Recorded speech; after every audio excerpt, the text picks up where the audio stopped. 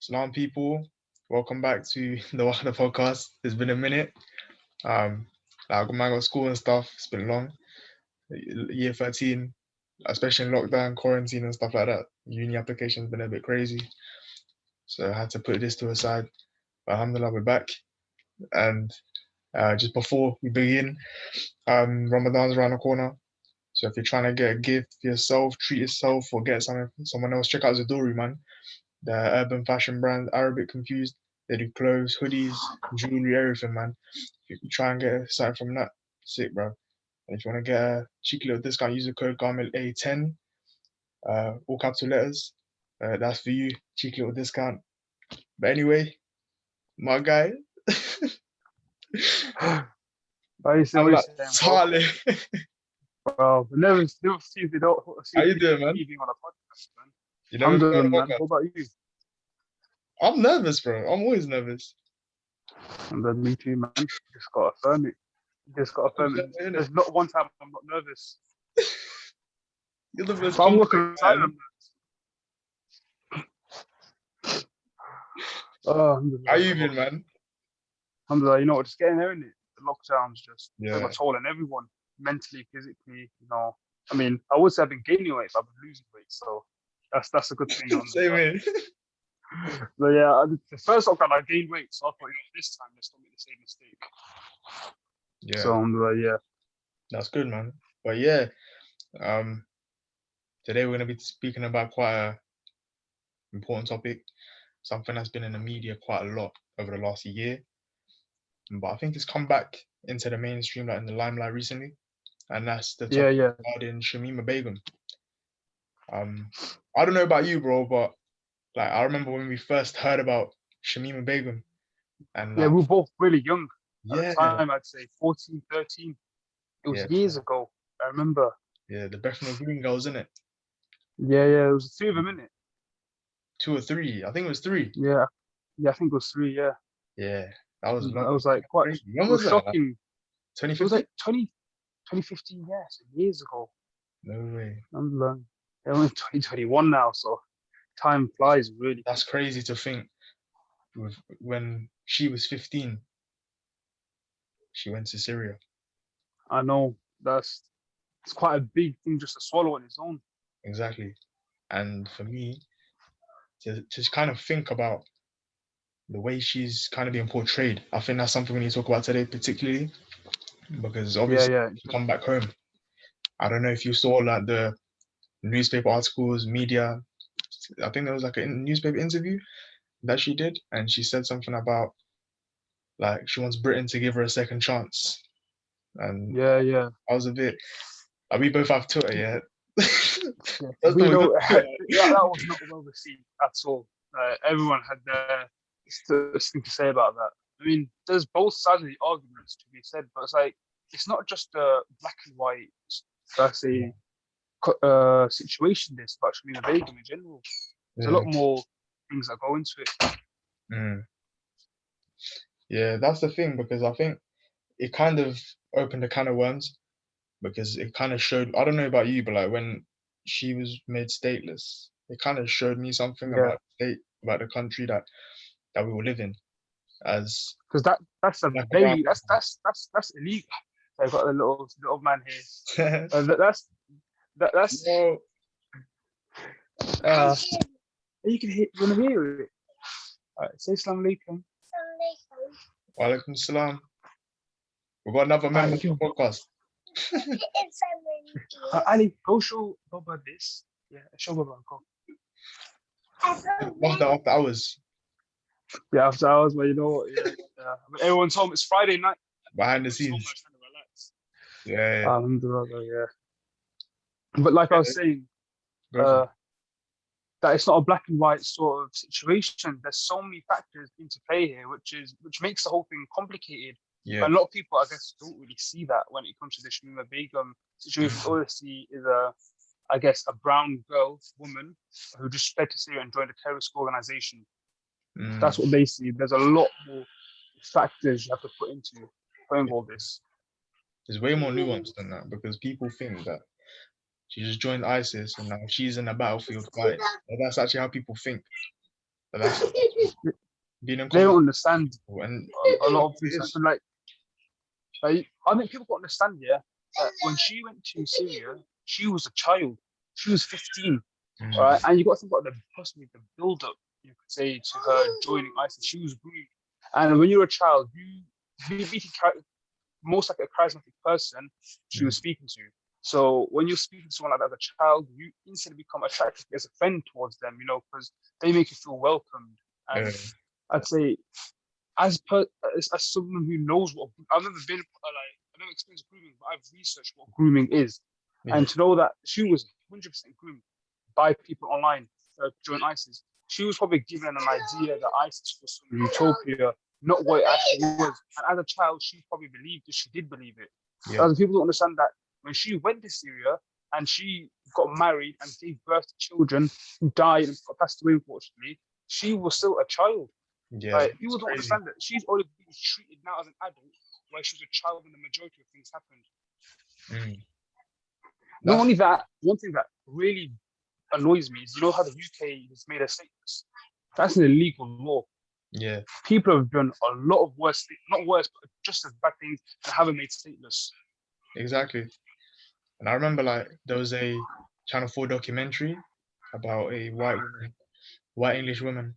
And it was like a whole documentary about her trying to find her son. And her son went to fight for ISIS. And she went on like a big journey to bring him home. And that was sponsored by a channel, the whole thing. But what was the outcome of it? They found out that he died in battle. Oh man! So it's a thing. That's just this is double standards. It's double standards. Yeah, it's blatant. Because you see, I can't remember his name. There was a very, very famous singer, all right, and he was involved in pedophilia in Cambodia, yeah, and he wasn't made stateless. He was actually like a sort of sentence in the UK. So it was just like, he's a white man doing that, so it really, really gets on my nerves. Yeah, that's the thing. Of course, I do not support Shamima Begum's actions whatsoever, but there's a lot of things we need to put into. And as the UK they should be following what Europe has done, where they, I guess, prosecute the people who fled to Syria in their own soil. Because if you look at the facts, take emotion out of it. She was and still is a British citizen. She's here as a British citizen unconditionally because her parents came in. So she's a British-born citizen. Yeah. And that it's just a lot of things that I've just been writing down. And I want to hear your thoughts on that. That she's just a British citizen. Take out the race, take out skin color. She's a British citizen who fled over to a different country where you can't say she. I'm not going to support what she said, but she didn't really engage in all those sorts of heinous acts. And when she was asking for forgiveness, she was denied it. I think the thing that she deserves at least is to be trialed on British soil. So what were your thoughts on that? I think for me, you kind of put that very eloquently there. I agree with you. But I think for me, it showed me what it's like if you wanted the biggest example of what it was like to be that person in this country, it was that. Because it showed me that we ain't really British. We ain't. Yeah. I don't know about you, but I don't really identify as British. We'll talk about that another day. I think that's quite a good thing to talk about another day. Yeah. It showed me that we're only British until something happens. It's like It's like with the footballer Karim Benzema. Yeah. He said once in an interview that he's only French when he scores goals, but when he doesn't score goals or he doesn't play well in a game, he's Arab. You know what I mean? And that's the thing. And it's always the same with criminals and crimes that occur when there's a person of color involved. I don't really like using the word person of color, but in the sense context, I'm gonna use it. When it's a person of color who does a crime, their ethnicity is always brought up. Always. But when Jimmy Savile does something, his whiteness isn't brought up. It's as if we're passengers in this country. We're not actually part of the whole as part of the system itself. We're just here on borrowed time. And don't get me wrong, like Shamima Begum, in my opinion, she needs to be tried. They need to prosecute her. That's fine. I'm not disagreeing with that. But are we saying that she doesn't even, because she's not truly British, that she doesn't even deserve a fair trial? Is that what we're saying now? Does it mean that you have to be a ethnic Brit, a white Brit, to be able to have a fair trial? Do you know what I'm trying to say? And Yeah, also, 100% she agree was with you on groomed, that. like you said. Like you said earlier, she was groomed. But the media, if you were to look at papers like the Sun, the Mail, you know the papers and tabloids and that. Yeah, yeah. If we were to look at a painter they pictured of her, like the way they portrayed her, it wouldn't be of someone who was groomed. Because remember, the way they portrayed those who are groomed as young white kids, and who is the person who grooms them? Normally, Pakistani males, Indian subcontinental males, South Asian males. Do you know what I'm trying to say? She looks like that. Yeah, So why she can't be groomed? Because she doesn't. Do you know what I'm trying to say? There's so many yeah, things. yeah. I understand what you're saying. Yeah, Like you said, like it's not a black and white issue. It's so nuanced, and I think it's bigger than the actual thing that's happened. It kind of yeah. it symbolizes so many issues that are going on in this country. I 100% agree with you on that. Like I said, it just sums up how we're treated and looked at by the government because of our skin, because of what we believe in. You Yeah, know, we don't get the fair trials that everyone else does, even though we say we are. We're not, because this is the biggest example, a huge case where they haven't followed proper procedure at all, yeah, and they're blatantly ignoring what the whole government's saying and putting their own laws, not their own laws, their own thoughts and action into something. There's laws for a reason. It's mm, so we can follow the system. And if you can't follow the system, what does that say about the country? What does it say about the treatment towards other races and, like I said, people of color? Which even I don't like saying that, because we're people regardless of color. yeah. It, that kind I of hear irks that. me a little bit. I hear that. What do you think? Do you think, in your opinion, should she come home? I think I don't, because you guys don't think you got to say things like actually she was groomed as a child. She gave birth to her first child. I was reading, and he passed. Well, the baby passed away shortly afterwards. Right, I think the baby passed away during birth. I'm not exactly sure, but then she gave birth to two other kids. All right, and they both died while she was in detainment. I remember this all happened when she was a kid. Do you think she signed up to something like that, to Mm, go through the pain of giving childbirth three times just to be turned away? Like, I'm not saying that she's not at fault. She is at fault to a certain extent, but grooming affects people in many different ways. Like, this was an impressionable young woman, a young child, not a woman, she's a child.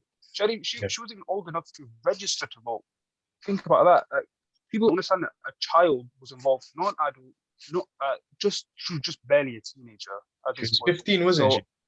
yeah, she was 15, yeah, so she wasn't even So what's that in old school enough. years? That's um year year 10, year 9, year 10, So around that. imagine that. That's year 9, year 10. Like, people then, you going through teenage hormones, teenage angst, your body's changing, like, that sort of thing. Like, you still don't understand what's going on with yourself. You have different thoughts. Everyone's gone through it. Yeah, Yet yeah, someone had used that time of confusion to exploit her and bring her over to the country, as well as two other girls. Remember that as well. And she's not the one case. Like, if she was a special case, you'd say maybe like she was on her own. But this has happened to numerous people, or they've been groomed. So I say is that she deserves definitely to have a fair trial on British soil, yeah, because that is what the law states it has to happen. And not only that, I would say she deserves perhaps rehabilitation, yeah, because you got to say she was probably given an idea of this really magical land in Syria, right? Not the war-torn place it had become, right? So when yeah. she went there, she must have not. She, of course, she didn't enjoy it. She was a child. She was given something, and she was given the idea of something, and ended up receiving something else. Right? She went through all this pain, turmoil. She was not out fighting on the battlefield. She was pushed to the side. She was marrying people who were twice her age. It was a crazy ordeal for her as well. I don't support what she did, right? But there's a lot of things you have to say that play a part and important factors into the whole situation. Yeah. Which is why I'd say, I guess stripping the citizenship is definitely wrong. That's why she deserves perhaps a rehabilitation program scheme, because that's shown to be, I can't remember their name, but it's happened to a few people who went to Syria where they come out, they've been rehabilitated and now they're normal citizens again. So I don't understand that. How old is she now? She's 21 right now. She's a very young adult, a very, very young adult. Has She's her whole life. 3 years older than me. Dude, she's 1 year older than me, basically. That's what hits home. This hits home to me. Like, she is. Like, I don't see myself as old at all. I still must see myself as the 18-year-old guy who still doesn't even know what the world is like, basically. She was on to the deep age at a very young age.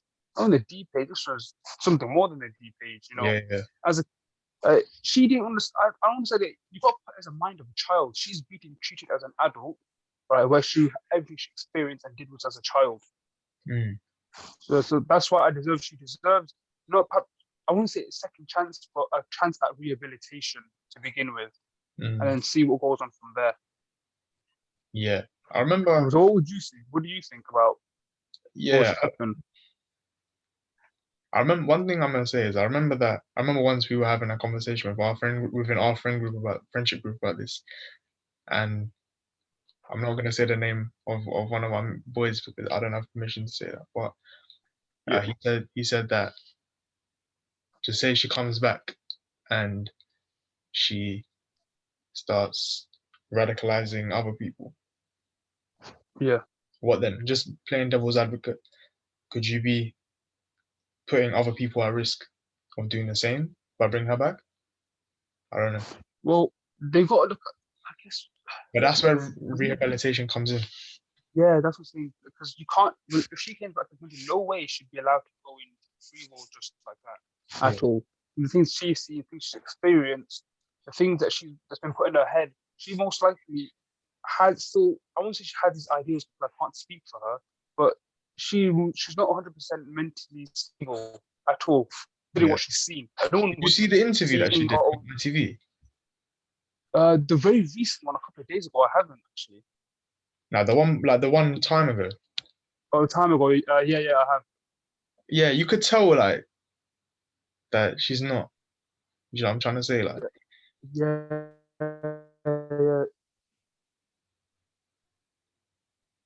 You with us? You gone? Yeah, I'm here. Cool. It just froze for a sec. Yeah. It's all But I think wasn't she fearing for her life as well at the time? So it wasn't like she was. I guess you could just know that it just wasn't right with her. Everything was right with her at all. You could tell when someone's lying. You can tell blatantly when someone's lying on live TV. Yeah. Like there's just certain signs that it gives out. But for me, like you said, there was something wrong, something off. You could say the way she spoke, the way she spoke about experiences and everything. And a second chance, like you said, I would say that's a big leap. That perhaps maybe a second chance, not to the fullest extent, but rebuild, Bush just deserves 100%. Like I said before, I reiterate, she deserves a trial because that's what the British law states. Yeah. So it's just say what you want. She's a British-born citizen. Like I think just what people's got to do is take the emotion out of it and look at the facts. A British-born citizen was groomed online and was then brainwashed and manipulated to go to another country, where then, still as a child, was married to a man double her age, giving birth to a child who died, and 2 more who died in captivity. After that, she fled and pled for her safety and was denied her citizenship by the government she was asking for safety from. Now she stays in a refugee camp. Yeah, she's stateless in a refugee camp. Do you know what's mad about everything you just said? What? All the things that you just said about her situation, if you just said them like you did without ever mentioning her name, her ethnicity, anything. If you said that to a random person on the street, I'm telling you, most likely 9 times out of 10, their reaction will be like, wow, like what? How is that happening? What the hell's Yeah, going? how is that How allowed are we letting in that happen? 2021? Now, add the nuance that her name is Shamima Begum. She's of Bengali heritage and she's Muslim. That's Trying to that, for get- them. That's the big deciding factor, not the fact that she was a child or anything, but Mm, the fact that she is brown. She was born brown. She believes into a different religion that they do, yeah, which like I said, it shows, I guess, how the British government and the British citizens view people of color in this country. yeah. I think it's also the situation kind of it shows how polarizing the society that we are in right now is because it's like Yeah, if you support her, something that you're condoning extremism or yeah, like, not which supporting is her per se, but supporting her right to citizenship. Do you know what yeah. I'm trying to say? So Imagine how mad that is that there's actually an argument going on that she has a right to come home. Like, what the hell, man? of Why course, should there so even it's be the an right. argument about this? It's just She's groomed, crazy. They she's groomed in released this like country. She's this country's issue. I She know. when they made her stateless, they were trying to make her go back to Bangladesh. She'd never been to Bangladesh. She don't know about that country. That's her parents' country. Yeah, her country was the UK, Yeah, where she was born, brought up. It's simple as that. but that's the Like thing. if you said to let's say a white person of European heritage, yeah, they did the same thing. They'd be brought back to the UK and not the country their parents were from. Mm, Simple as that.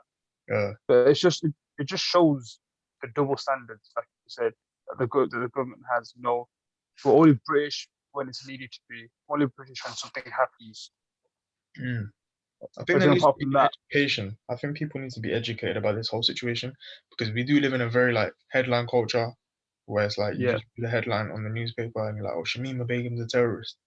Well, she's not because if you actually do your research, you'd understand that the women who join this ISIS, they're treated like they're basically oppressed. They're basically treated as sex slaves. They're just there for have trust me, yeah, they marry, like you said, a man double their age or people quite deranged, you know what I'm trying to say? And then yeah, they're put in that situation, war torn Syria, these societies, do you know what I mean? yeah, And yeah. and that's not looked upon. And yeah, Like you think, we need to have a conversation about how that's happening because that is a valid conversation. Why is this happening? Why are we yeah, seeing so many young people be radicalized, be groomed online?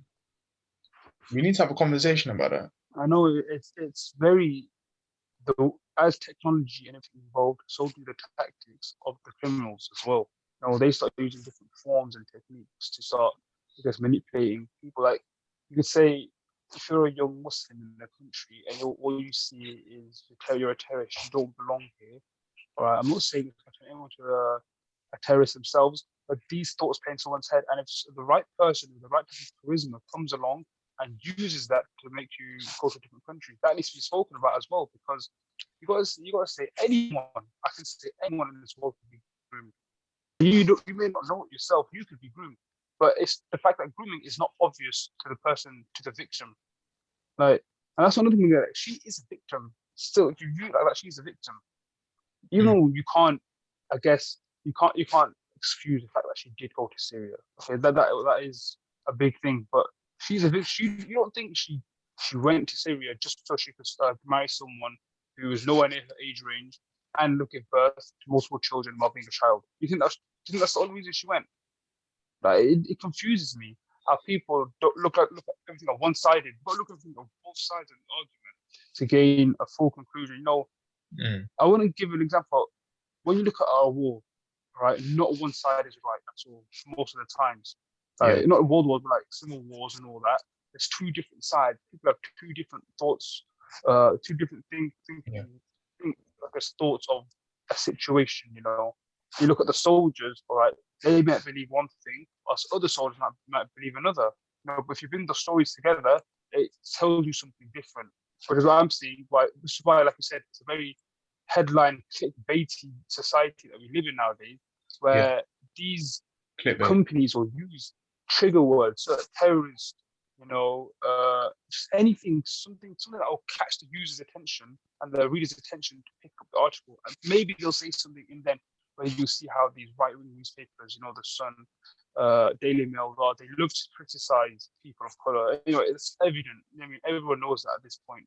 So what people need to do is educate themselves, or I put it on the TV. I'm not saying you support Shamima Begum, but you need to tell both sides of the story. There's always two sides to a coin. Nothing's ever one-sided in the world. Who's to blame for this happening? Who's to blame? That's 100. Well, always you gotta blame the people at ISIS, for what they've done, but as well as what do you mean who's to blame for what? Shamima Begum's situation or the grooming? I think generally just how this is happening. The government, because I think there's too much of a there's too much of an emphasis on the Muslim community, if that makes sense. I think I think conversations need to be had, but I think we need to remember. I remember watching an interview. I think the Vice. It was speaking to her Shamima's family. Yeah. They said that she wasn't practicing. That we used to not force her, but we used to tell her to wear the hijab when she used to go to school or something. She wasn't someone who embraced her faith, let's say. And that's, I think, kind of a common theme for me when I look through, when I research and read about these cases and radicalization in general, is it's not people who, in terms of their iman, who are steady in iman, steadfast in their iman. It's not them who are being groomed. It's not them who are being radicalized. You know what I'm trying to say? It's not them who are being affected or being influenced by what these idiots are saying. Do you know what I mean? Because they know what the haqq is in it. They know what the truth is. Do you get? And that's the thing. It's the both extremes. Yes, I understand. You got one extreme, we got them, ISIS people, them sort of people, and then you got people on the other side who they don't necessarily practice or something, and that they're easy to influence, because if you tell them a certain thing, then they're more likely to think, oh, okay, let me join them, because they're telling me something that I'm not being told elsewhere. That's why when you see, they prey on the vulnerable in all situations. For example, the way they move is they'll tell you, for example, if you're a kid whose family died in a bombing done by the Americans, for example, they'll tell you, oh, America, look what they did to your family. They killed your family, and we're gonna get revenge for your family. So join us. That's how they work. Now, if you think a logical human being, if you think it properly, that's not how the world works. Yeah. You get me? They prey on the vulnerable, the mentally unstable, people from certain backgrounds. It's why if you look at knife crime, prison rates, all of that, it's not people who are from steady households or stable households, rather. It's people who have been in care. It's people who have lost a parent. It's people who've been kicked out early in education. It's people with no sense of stability in their lives. That's why they get into crime. That's why maybe they get influenced by these extreme ideologies, because they want to be part of something. You know what I'm trying to say? If your whole life you've never found a calling, and you're isolated by society, because you ain't got family, or maybe mentally you're having issues due to situations at home, maybe, I'm not sure. But if these issues are affecting you, and someone of a certain ideology comes to you, then you're more inclined to believe it. This historically has always happened. When in times of crisis, extremes are always where people go to, politically, in all situations. So why would it not be the same here? You know what I mean? If someone is Yep. in their own life is having issues, then if a normal conventional life of school, for example, of work, of basically just a normal life in this country, for example, if that doesn't have any sense of healing or helping someone to bettering themselves, then next man from wherever comes and tells you that America is this, the Jews are that. They're the reason for what's happening in the Muslim world or whatever. It's like in a very sensationalized way. They fill your mind with propaganda, Yep. and most of it's like untrue. And even what's true, they manipulate it. They manipulate. That's Because why we know, what the we way know they manipulate the Quran and manipulate everything. I don't even the way I see it is when they pick up people who have been alone, who've never, I guess, felt that the feeling of being part of something bigger. So when you Mm, introduce someone to that feeling, they'll want more. You mm, know, knife type, for example. I'll give an example. When people are growing up in the council homes, you know, the really poor, the council estates, the very poor areas, right? They're probably kicked out of education. They feel alone, they feel vulnerable. But when they're introduced to people who got your backs. Say they're with you with the knife crimes and with the gangs. They feel a part of something bigger, defending their own postcodes and everything like that. But yeah, it's stupid. The same mentality will apply to anything. The rebels in a certain country. How ISIS were grooming kids. That's how the same thing is. So they yeah, pick on, like you said, they pick on people who are vulnerable, emotionally vulnerable, I guess mentally vulnerable as well. People who want mhm, to be part of something, people who just don't want to feel like how they are now. So when they give them something, when they give them a taste of something nice, they use to learn them in. And the reality isn't what it seems for them. And that's how they catch people in. That's the way I see it.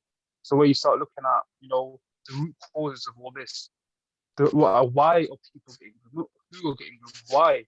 Uh, is the British government themselves failing kids, the new generation? There's mm, a lot of things that play the factor, which I first of all believe the British government is failing the new generation. Of course they are. They're, saying the rich are getting richer, the poor are getting poorer, right? They're leaving these men left for dead, basically. And yeah, what happens when you leave someone without any purpose and then they get something? They'll also want more of it. It's just education. That's why education and just the feeling of being welcomed is such an important thing, especially to a growing person. You mm, know, you're at a time where you need a figure, a parental figure, so to speak, someone who feel yeah, that if they take care of you, who's got your back. Because many people don't feel that. So yeah. that's the way You're I at an see how. age where you don't even know who you are. Yeah, it's like you feel like you feel out of place.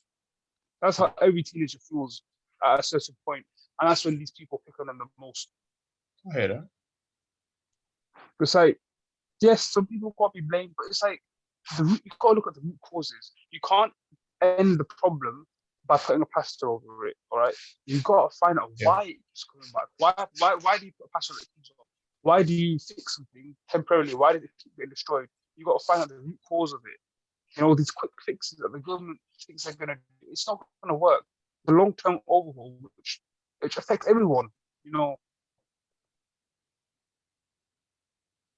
it's just how the root cause is what's causing the root cause. Basically, I'd say is the children not being educated enough, children are being left-handed. They're not getting enough school. It's a lot of things, a lot complicated than just one thing. But the I'd say just the main point is that the kids are being left for dead, and that's why when someone comes along and gives them a sense of purpose, is what I bring them towards all this sort of stuff.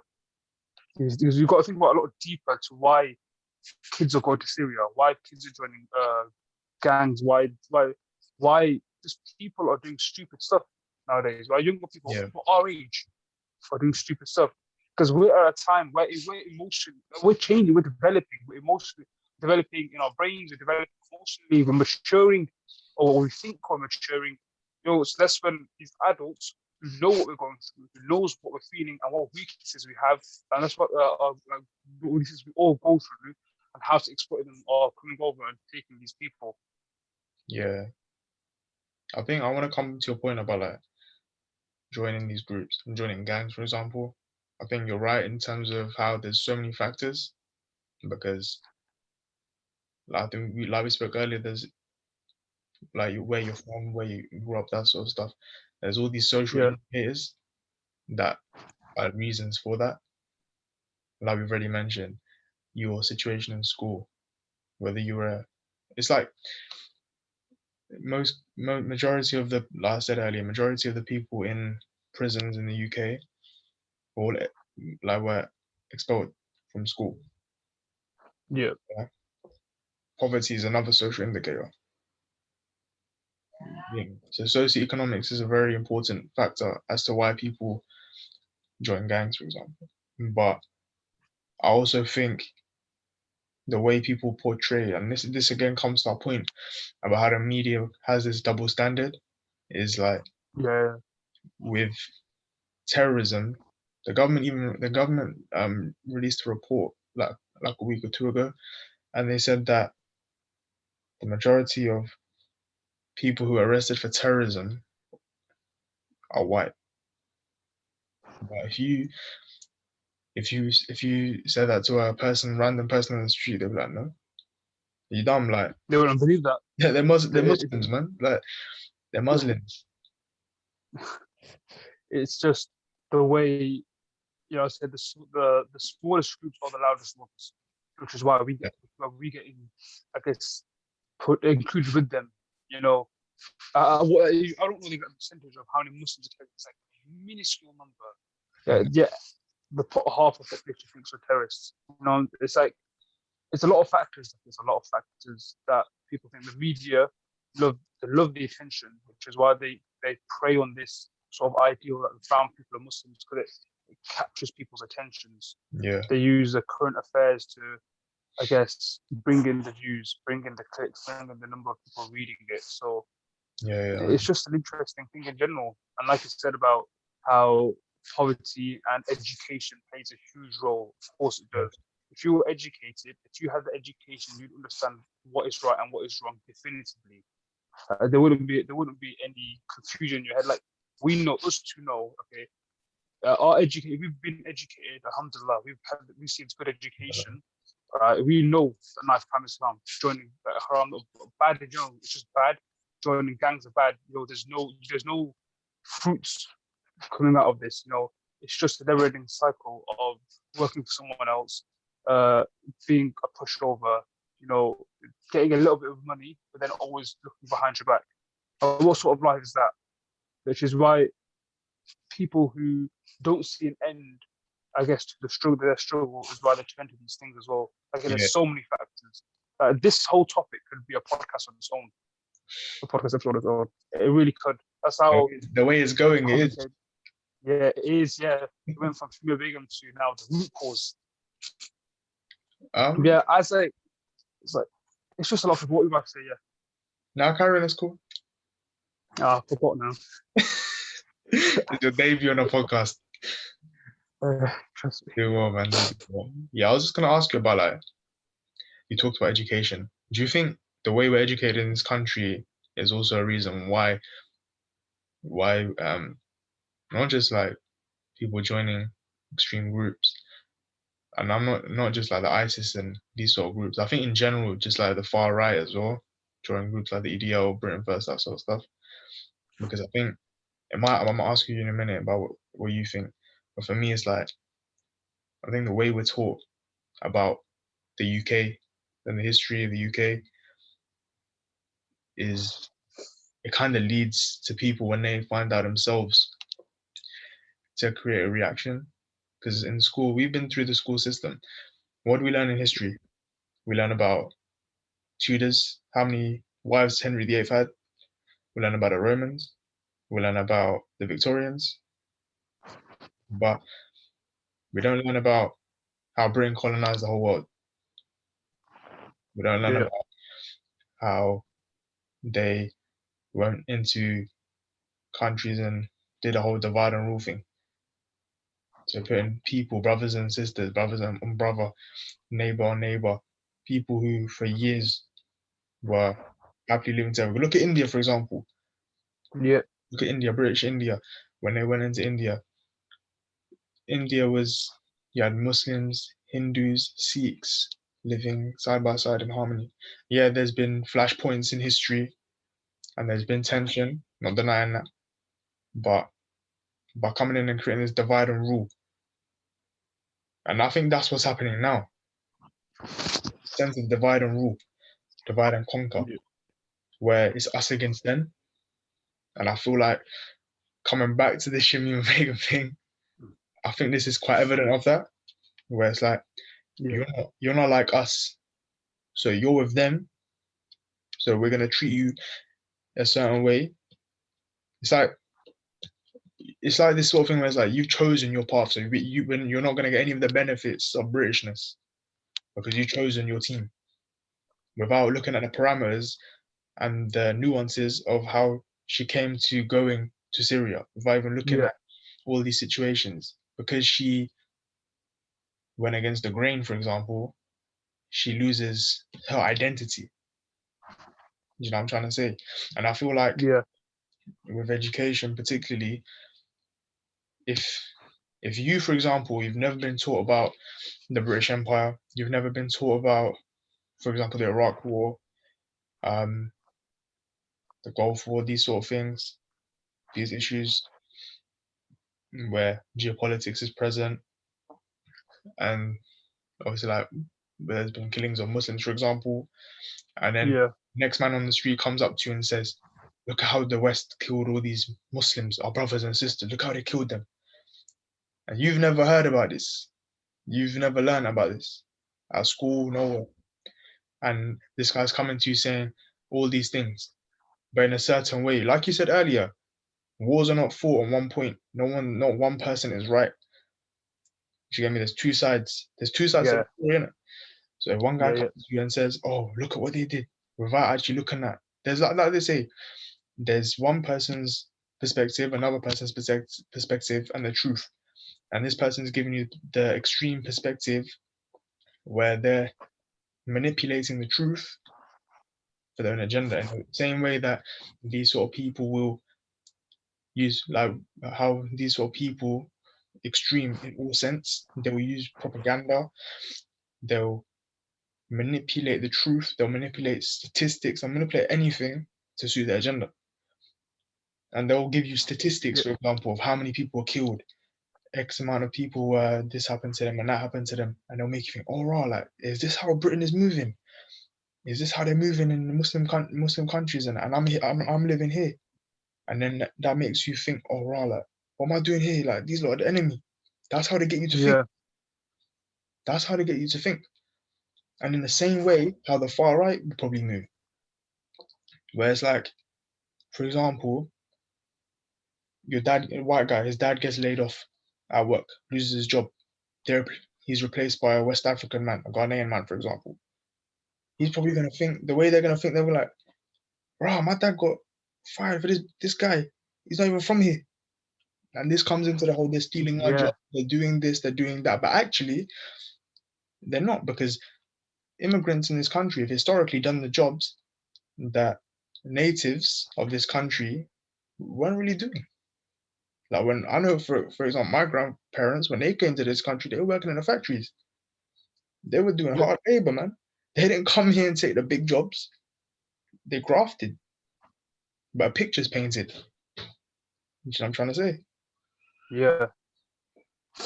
No, I 100% agree with that. It's like what you say about the educational system, it's outdated. Mm, They haven't updated it for the new generation. Look, the past couple of generations haven't updated it. 100%. They keep showing this, they keep painting this picture that Britain is a glorious country that used to rule so many countries. It used to be the biggest of global elite in the world, or the biggest empire ever, right? But they never really show, all right, how they got there, Yeah. what they did, certain things that were committed, the actual committed. Like an example of this, you see the Americans. Often they don't even know how how America got colonized. They just think that I've watched some videos. They just think they were white Americans there from the beginning. I'm like, what? How you believe that? Do you guys actually not know the full Nah, story of they how? think Christopher Columbus discovered America, although he landed in Hispaniola, the island of Hispaniola. He didn't land in America. I know it's so much like there's so much, I guess, a biased way of being taught, biased history. You know, history that favors the country. You know, history that isn't even accurate. You look at that. You look at that when you find out something you've believed for your whole life, and you're given something that shows you that it was wrong. That you were shown about the guy who was shown of how the Muslims are being treated or was treated by the British uh, in the past. You're thinking, why am I supporting them then? If they did this to my own brothers, my own ancestors, why am I supporting them now? And this is That's how sort they of get people. ideology. Yeah, Yeah, it's both ways. The right wing as well. The right wing, what they probably do is they probably think of how glorious the British Empire was and how how Britain was booming until the immigrants came and started taking all their jobs, and now they're all here sitting sitting just getting benefits or doing anything, whilst all the immigrants, black people, Asian people, anyone who is not white, white British, white, not even white British. You see, I was at work. I noticed that, like, this is the story at work. I noticed it was an Italian immigrant. He was a white guy, Italian immigrant, but he was treated wrong because he didn't have a British accent. Because he didn't have the accent, but he was probably more educated than half those guys there. Because he didn't have the accent, he was treated wrongly, he was treated differently, yeah. which just shows how people say the UK is racist. The UK is 100% racist. Like, there's not one thing that I've seen think of Britain's least racist. Least racist is still racist at the end of the day. You can't just say someone's broken an arm. Yeah, oh yeah, well it's 80% healed, yeah, but it's still not fully working. It's still broken. If it's broken, is broken. If it's not 100% healed, it's 100% healed. That's what shows me about how the educational system plays. Because when you're growing up, yeah, these ideologies get put into your head. To begin, everyone you can be back in the Cold War, where communism was taught to the Russians, and American capitalism was taught to the Americans. You go up, so that's why they have these two banging ideologies. They bang heads on these ideologies. They were both grown up to think one was right and one was wrong, and it's Yeah. the same with this. One is right, one is wrong. We're not taught the right things at school. We're taught like the Tudors. Why do we need to know about the Tudors? Why don't we learn something that's more interesting? No one cares about Henry and his wives. Like, how does that affect the global evolution of society? How does that affect if you learn what you need to know is the truth about everything? You know what? Even if you learn about, I think it's not even. I think you're right when you talk about it's out of date. That's very true. But I think you need to kind of look at what's like the complexion of society, what society looks like. Yeah, Because to me, if I'm learning about, like you said, Henry VIII, that's not really gonna make me interested. Do you know what I mean? And then you yeah, can say, okay, but you're in the UK, so why should we teach you about Indian history? That's a fair point. That's a very fair point. So why don't you learn yeah. about why don't we learn about contemporary UK history that affects us nowadays? We're going through That's Brexit true. right now, so why don't we learn about how Britain, like 20th century politics, for example? Maybe learn about that because that affects us today. Yes. Why do we need to Uh, learn about history from like history that, to be honest, doesn't really affect us? Because when then you can say, oh, but the empire was 100 something years ago, but the ramifications of the empire are still present. yeah, The empire may be finished, but the legacy of the empire still remains. Do you know what I mean? yeah. There's loads of India, Pakistan. How they both the governments butt heads. 100 years ago that wasn't the case. There was no two governments. It was one government. That's just a clear indicator of the effects of the British rule in general. That's an example. Like, we could learn the effects. That would be very interesting. How did the British Empire affect how each of the countries are now in their current state? Mm. Why don't they store that? Something that I've said that applies to us now. Okay, fair enough, we might know about the Tudors, but how will the Tudors affect us in our, I guess, political educational knowledge? How's it going to help us in anything? Do you think about history, all right, or GCSE A-level history? I personally don't do A-level history, but if you're taught something that has to do with the Tudors, like that, that's not going to help you. If you're talk about how the British Empire affected the development of each country, that would help you more. Bro, I do A-level history. What It's peak, bro. things to learn? or what we learn. So Yeah, yeah, we learn about Germany from the end of World War One to yeah. 1989. Yeah, 1989, fall of the Berlin Wall, and you learn about how Germany went from a liberal democracy to a dictatorship back to a democracy, and how East Germany and West Germany united again. And then we learn about Italy, how Italy became went from a liberal democracy to a fascist state, and how the fascist state fell. And then in year 13, we learn about the British experience of warfare. So we have little, That's an interesting we topic. have, You so see the British experience of how the British the went British into experience of wars. warfare. And it's quite funny because like in class, we'll have like lessons where we look at, for example, the Navy and Wait, are you uh, talking about the British history of how they went the wars that they went to, why they caused why the wars, why were they involved in the wars, or so basically you talk about like how Britain fought, the weapons they used, the wars they fought in, oh, was that that so it's that sort of stuff. So it's like the Napoleonic Wars against the French, World War One, the Boer War, the Crimean War, and that sort of stuff. And it kind of showed me something, kind of learning, because I'm the only person of color in my class, and it kind of showed me something about where we are in terms of education, in terms of like race relations, actually. Because for me, we were learning about the Navy and about the Empire and stuff like that.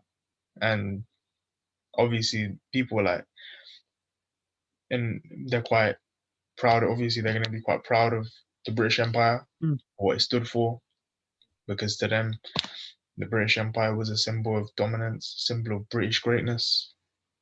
And yeah, you can say, okay, the British Empire was not entirely bad, but so you need, like you said before, you need to have a fully rounded view of history, and I think yeah, that's what needs to be happening. Because I don't get this fascination with learning about countries like Germany and Italy. That don't affect us. That don't affect me. We're learning about ethnic minorities in Turkey, like from Turkey who went and lived in Germany. Why don't we learn about ethnic minorities who came from like Windrush? That's such a huge yeah, the issue. win. Why don't That's we a learn very about relevant. That's a yeah? very So why don't relevant we learn topic. about Yeah, the immigrants from the Caribbean, from South Asia, from East Africa, who came and yeah, lived in the country in the 20th century and from the 1950s onwards? That's relevant, and that affects our lives because that's why we're here, man. And it actually gives, and it's positive as well because it allows yeah. That's for those who are white to get an idea of Salah's gone again. yeah, because we White man's bugging. is it back in? Yeah, I think it's my phone. You know that. I don't think is it's my it? phone. Yeah, That's what I'm on getting too many laptop, bro. notifications. I don't trust my phone. I would use my laptop. I should have used a laptop. You know that Next that time, makes more sense. next time. But Next yeah, time. anyway, like I was saying, I think it's good because by doing that, by learning about those sort of topics, it allows for the white student or someone our age who's white to get Yeah, an understanding of, oh, so that's why Garmil and Saleh, they think of the empire in that way because, do you know what I mean? It gives them a more, because when you're from a certain background, and this happens yeah, with us as well, I'll be honest, with social media, everything, we control what we look at, isn't it? yeah, So if you support a certain football team, you're only going to look at that football team. If you support a political party, you're only going to look at the manifesto of that political party. If you only like, if you only like certain shows, you'll only watch certain shows. Or if on your Insta feed you only follow certain people, which is what I'm trying to say. And I think it's the same here, where if you're a middle class white kid from Cambridge, you're only going to look at things that affect your life. And the British Empire, the legacy of the British Empire, racism, those sort of things are not going to be part of it. So that when it comes down to a brown person or a black person saying that the empire was wrong for how it treated people, and you're gonna say, Yeah. "Oh, what we on about?" Because it's not in your reality, because you haven't seen racism up front, because you haven't learned about how Britain colonized the world in the way it did.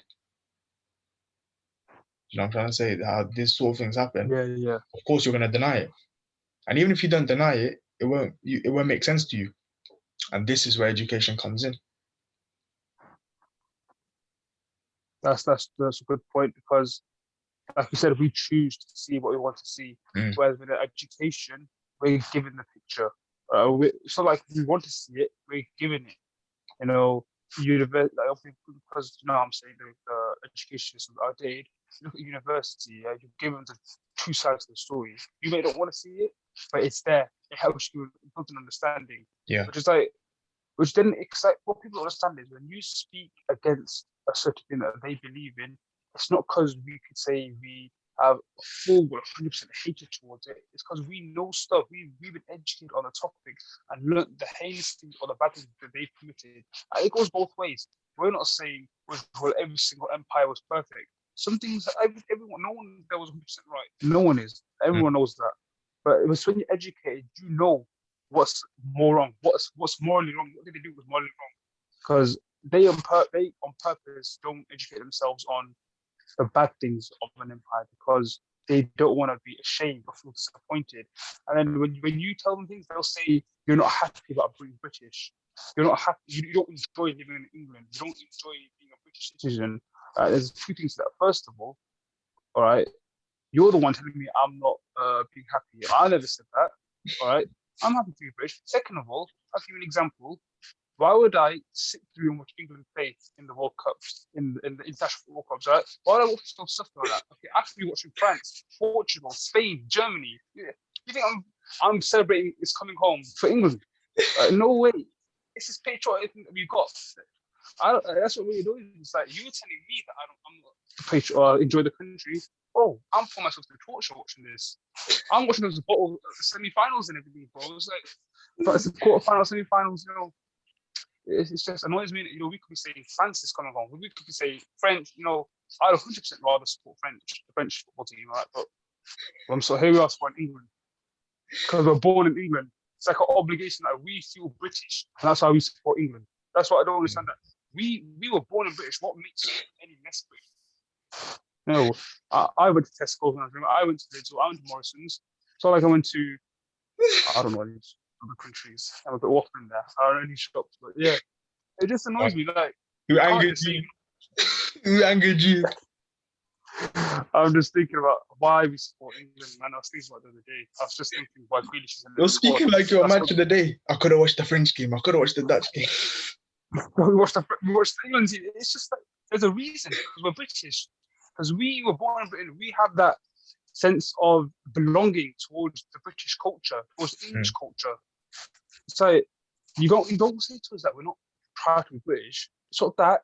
We're just educating ourselves on what England has done wrong. What every single Pakistan's done something wrong. Saudi's done things wrong. Pakistan, every country's done wrong. Which is why you've got to have a full view in anything. To speak against something doesn't mean you got hate towards it, you know. I'll give a very not controversial, but I'll give you a big thing. Speaking against Israel. People say speaking against Israel, you're an anti-Semite, which is not true at all. You're speaking against the actions that have been done by Palestinian people. Doesn't mean I hate the Jews or the Jews in there. I hate the government for what they're doing.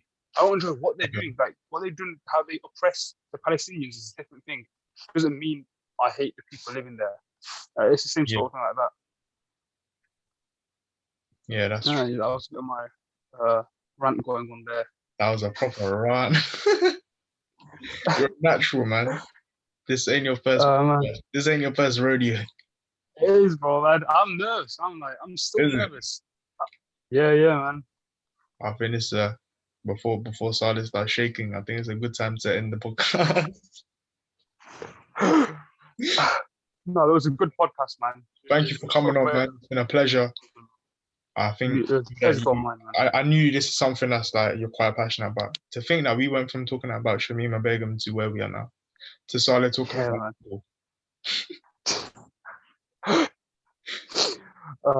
Wahda Sports coming Bro, soon. bro, that would be a good idea. Branch out to But different yeah, sorts of.